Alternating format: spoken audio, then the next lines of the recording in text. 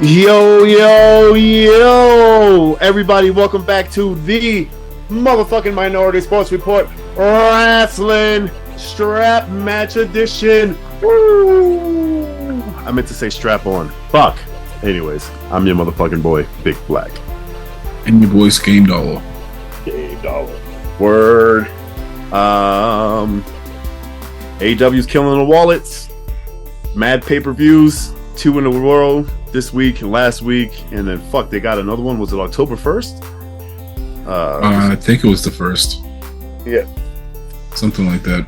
Good old Daddy Warbucks is like, you're putting out monthly pay-per-views. We don't give a fuck. But my wallet does generate revenue. Yeah, and I want to support them as much as I can, and I do, and I'll just leave it at that because nigga, $100 on pay-per-view. Then I'm going to the show when they come here in like 3 weeks. And then the Sunday after that show is another pay-per-view. I'm like, nigga. But anyways, I love it. Anyway, what can you do? It's wrestling. Just keep buying shit. That's what I'm complaining, but I'm going to keep buying Shut up and pay. Just shut up and take my goddamn money. Well, this week's pay-per-view, All Out from Chicago, they kicked off 0 Hour with the over-budget Battle Royal, where the winner got to donate $50,000 to whatever charity they choose. Hangman won and donated the charity to some thing with kids in Chicago. I don't remember what it was exactly. It's like it was something for the kids in Chicago.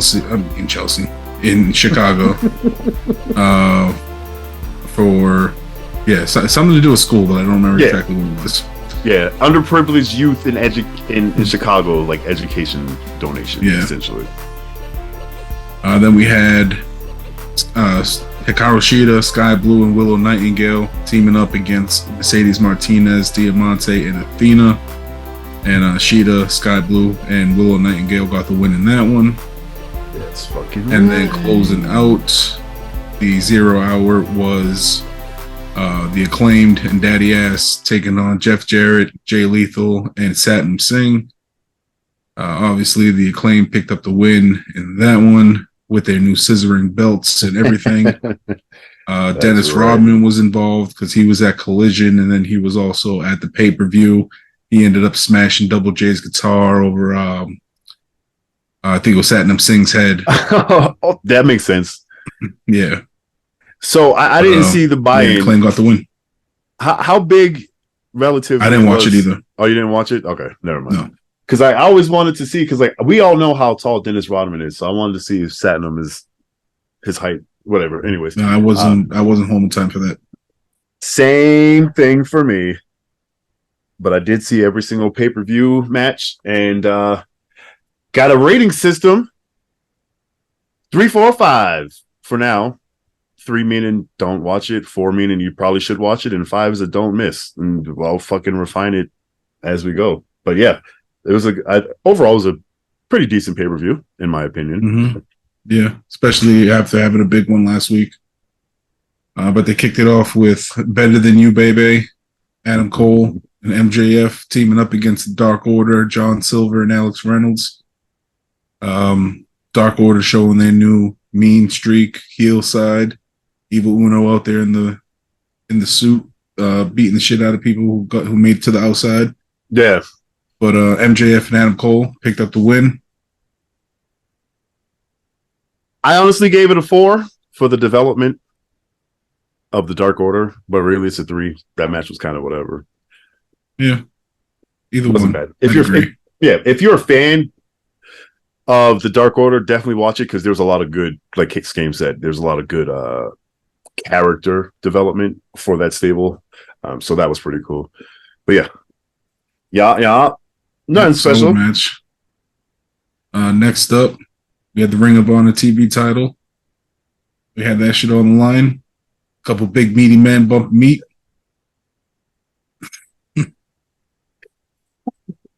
You had stepped away for some reason, and I fucking watched that shit, nigga.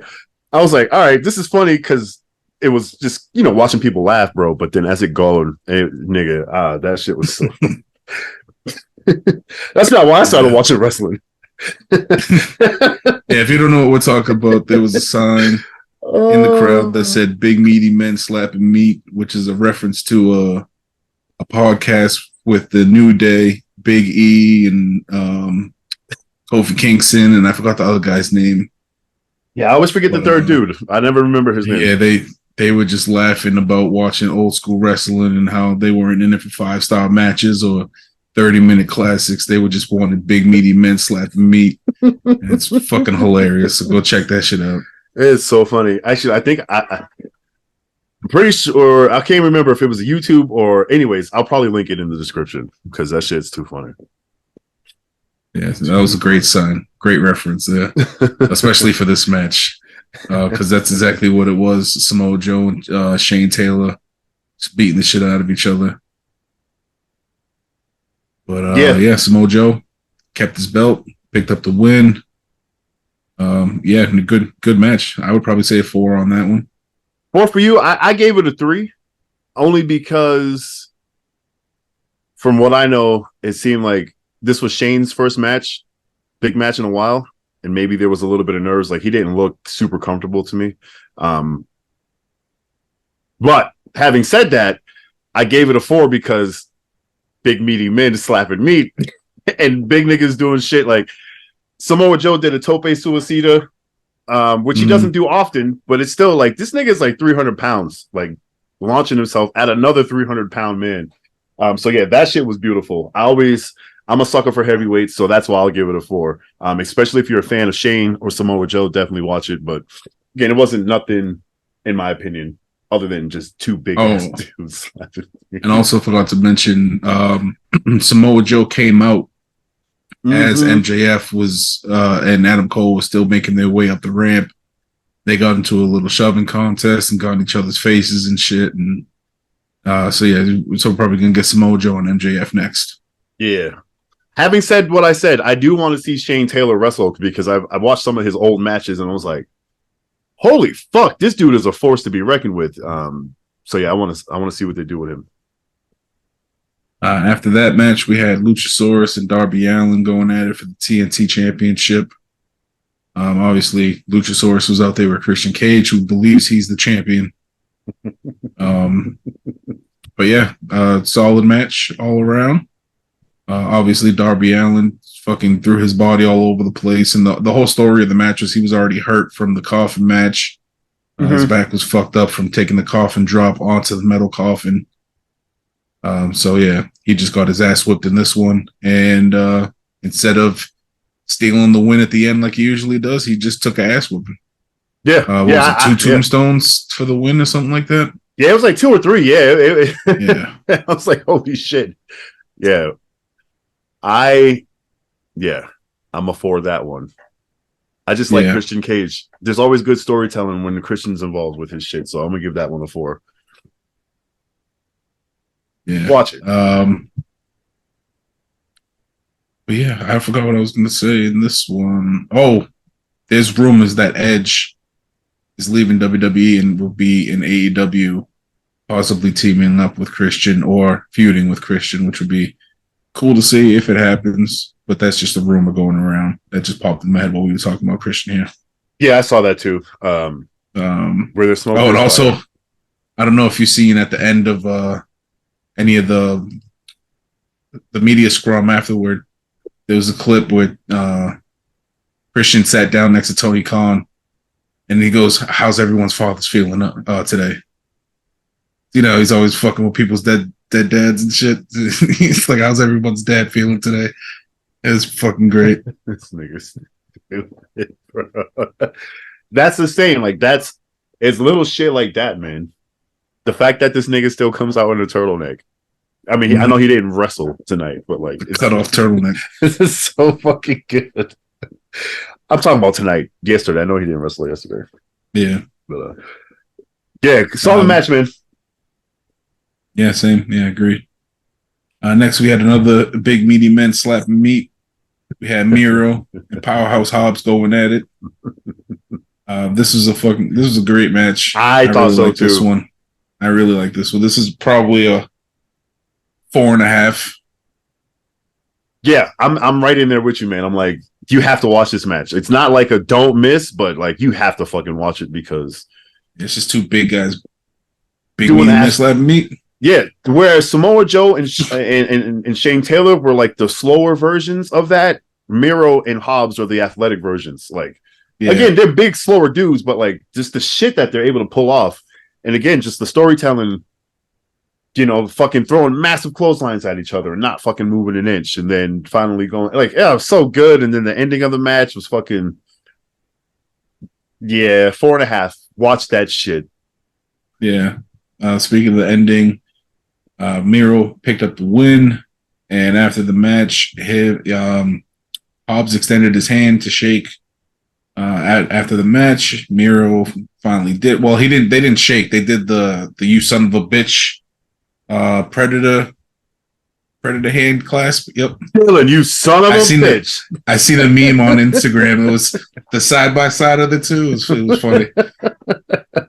But yeah, so they did that, and then after they did that, Miro turned his back and was going to leave the ring, and then Hobbs attacked him, started beating him down, and then Miro's wife, CJ Perry, made her debut, came running down, grabbed a chair, hit Hobbs.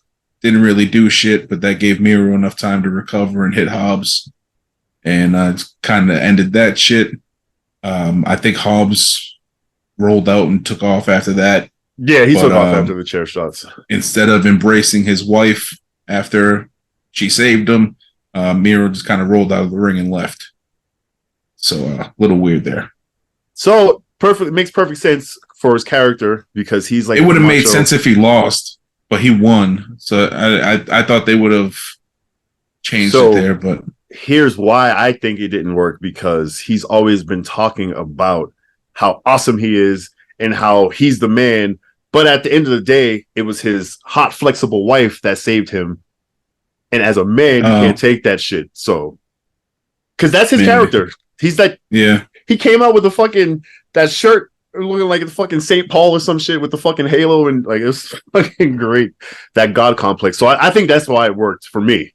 But I also, like I said, I see where you're coming from too. But we'll have to see. Yeah. We'll see next week. Yeah. After that, we had the TBS title on the line. Chris Statlander defending against Ruby Soho. Statlander was out there alone, I believe. Yep. I don't remember anybody out there with her. And then obviously Ruby was out there with Saraya. No Tony Storm because they're beefing from last week's pay-per-view. But solid match. Chris Statlander picked up the win thanks to Tony Storm popping up from under the ring, stealing the spray paint away from from Ruby Soho. Yeah, so she couldn't spray it in Chris Statlander's eyes and steal the win. So yeah, we're probably gonna get Stat and Tony Storm. Yep. Versus Saraya and Ruby Soho. That makes sense. Absolutely. Any women's match, I'm giving it a 5 just because support women's wrestling. It actually was a good match too. Again, a lot of match. For me, the night was a lot of the storytelling was fantastic versus the actual, the physicality, because we saw that shit in England. So I liked what they did with a lot of the storylines and like, okay, here's where we're going potentially with this shit. So I agree. Ruby Soho looks so much better with longer hair. I enjoyed watching her wrestle last night, and it's really because she had longer hair. And I was like, wow, I'm a piece of shit. It just takes long hair for me to make me like her. But yeah, Saraya's rubbing off, if you know what I mean. But yeah, 5 for me. Watch it. Yeah, check it out. Next we have Bryan Danielson taking on Ricky Starks. This got made after Ricky Starks. I was gonna say Brian Starks. Ricky Starks was gonna challenge Ricky the Dragon Steamboat to a strap match on Collision. Ricky the Dragon Steamboat came out with a contract that said the Dragon on it, and they kept emphasizing the contract, made sure it got picked up on camera. So as soon as I seen that, I was like, oh, Danielson's coming back. Yep. And that's exactly what happened, because as soon as Ricky Starks signed it, that's when Ricky the Dragon Steamboat let him know, Oh, I go by the Dragon, but there's also another guy who goes by the Dragon, and then Danielson's music hit, and I was like, I fucking knew it. But yeah, he came back, took on Ricky Starks at the pay per view. Ended up picking up the win in I would say probably four and a half. I'm giving that a 5. Yeah, Yeah, just because of the sheer violence in some of that match. yeah, Okay, yeah. The whipping with the strap was pretty bad. that's what put it at a 5 for me. Like that's the only reason. Yeah, The only reason, because it wasn't like we've seen Cody Rhodes in AEW get his ass whipped like that. But oh, you know what? What? I'm giving it a 5 because Danielson came out to the final countdown. That was the other thing I was going to bring up. I went up and told Jess, I was like, yo, he came out, and I was like, God, blue. And me and Skane died. She was like, what? I was like, fucking, this wrestler was injured. He just came back in his Arrested Development. Like, I had to just fucking tell you. But yeah, for me, the fucking violence, it was a good match. I love Ricky Starks, which I found out his real name is Richard Starks, which is, I'm like, fucking, of course you're born with that fucking cool ass name. God damn it. Old Dick Starks there. But it was a good match. I think it was kind of a passing of the torch, so to speak. Ricky just showed us that he could take a fucking beating at the hands of one of the most dangerous guys in wrestling, you know? So there's going to be some kind of respect extended from Danielson to signify that Ricky is like the new guy, especially since CM Punk got fired, which we haven't talked about on the air because what happened after the fact, after at All In, just more CM Punk bullshit. So he got fired, and but this one was more egregious because he was the aggressor, and apparently lunged and went after Tony Khan. It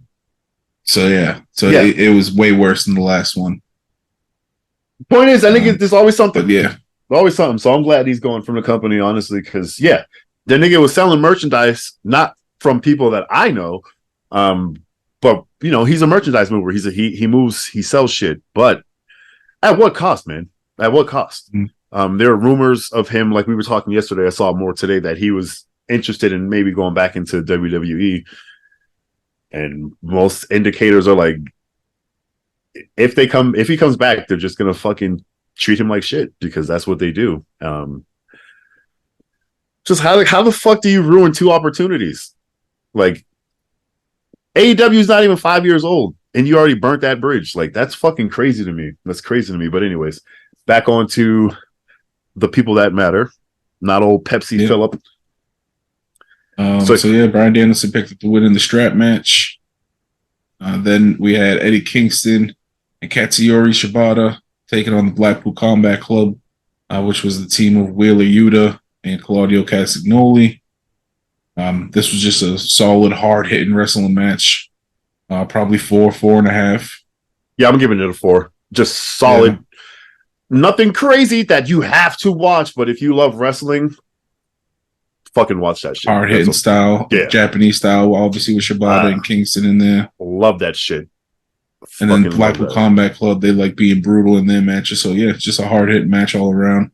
But Claudio, Wheeler Yuta picked up the win in that one. Eddie motherfucking Kingston. Yeah, that was a good one. Then we had Kenny Omega taking on Konosuke Takeshita in their little grudge match. Finally, because basically Don Callis was replacing Kenny Omega with Takeshita. There's a lot of bad blood in this one. Yeah. But this was a great match. Great. Probably 5 for me. Banger. Watch it. 5. Yeah, definitely. I'm trying to think of like spots, but there wasn't any. There was spots, but like nothing like crazy stood out. Again, it was the storytelling. This was the first time.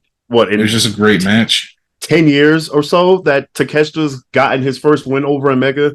So again, there was that. Oh yeah, that's right. That was part of the story too. Yeah. Like there was he 0 for 2 or something like that. Yeah, some shit. Like because they wrestled together, but in their career going head to head, he's never beaten Kenny in a singles match in any promotion. So that was I forgot they kept bringing that up. Yeah. So again, like I was saying, like there wasn't like, yeah, it was a great wrestling match, but again, it was the storytelling, the significance of putting him over Kenny Omega with Don Callis, and just like, yeah. I'm also trying to think of like crazy spots, and there wasn't like, again, nothing stands out like super crazy, other than just like, yo, it's fucking Kenny Omega. You're gonna get a fucking banger ass match. Takeshita knows Kenny. They've worked together. He's also an incredible wrestler. So 2 and 2 together equals 5. Watch that shit, and then throw in the story and the emotions behind it with the Don Callis side of shit, and then Takeshita. Kenny's still trying to work his way through being betrayed by Don. Like it's a 5. Fucking watched it. If you're watch it. Yep, definitely check that one out. That could have been a main event, but it wasn't. Easily. We had a couple matches left after that. We had Bullet Club Gold, which was team of Jay White, Juice Robinson, and the Guns taking on Young Bucks and FTR. This was another solid fucking wrestling match. Yes. Probably a 4.5, maybe a 5. I'm giving it a 4. Easy. Yeah, definitely a 4. I would say 4.5. With the caveat of being, I'm a fucking sucker for FTR, and I'm a sucker for the Guns. I've been recently exposed to Juice and Switchblade, so I'm like, fuck, I don't really care for the Bucks, but they're great wrestlers, so that's where I'm thinking about it. Like, yeah, it's a 4, but if you're fans of more than 2 of the teams in there, yeah, I'm with you, Scam. I'm gonna shut up. I'm gonna give it a 4.5. I'm gonna give it a 4.5. Almost gave it a 5, but yeah, it was good. Good shit. 4.5. Watch that shit. Solid wrestling. You getting murdered? No, I think people are arguing. Oh. Trying to listen to see what they were talking about. Nigga, throw your fucking earbuds down the hallway and shit. Let's hear that shit. Oh, shit. My USB cable on my mic's not that long. Fuck. But yeah, so saw the match. I was a little surprised, but Bullet Club Gold picked up the win in this one. Yeah, I was. Great fucking match. Then in the actual main event, we had Orange Cassidy defending his international championship against John Moxley. And this was basically a war. These two fucking beat the shit out of each other. Yep. Yeah, definitely a 5. Both guys were bloody as shit. Wait, was Moxley bleeding? Yeah, Moxley's always bleeding. Oh yeah, I was like, dude, he's always. But Orange Cassidy was definitely busted open. He hit match. He went a little deeper than I think he wanted to, because that nigga, like him and Danielson, were fucking gushing during those matches. Yeah. Fuck, man. Yeah, Orange Cassidy, yo, that nigga put in what? Like, I didn't look it up, but it was definitely like 50 defenses with that belt. Oh, yeah. Some fucking crazy. And the homie Cortez was like, well, how come, we were comparing it to Jade, and Jade was doing her shit every week on Rampage versus Orange Cassidy was literally traveling the world, going to Japan, going to fucking Mexico and defending 31. 31? 31. I said 50. That's still 50, nigga. I ain't wrestling 31 matches. And he had that belt for 3 months or so. Yeah, I don't even know how long it's been. But yeah, 31 defenses. So like my man was putting in that work.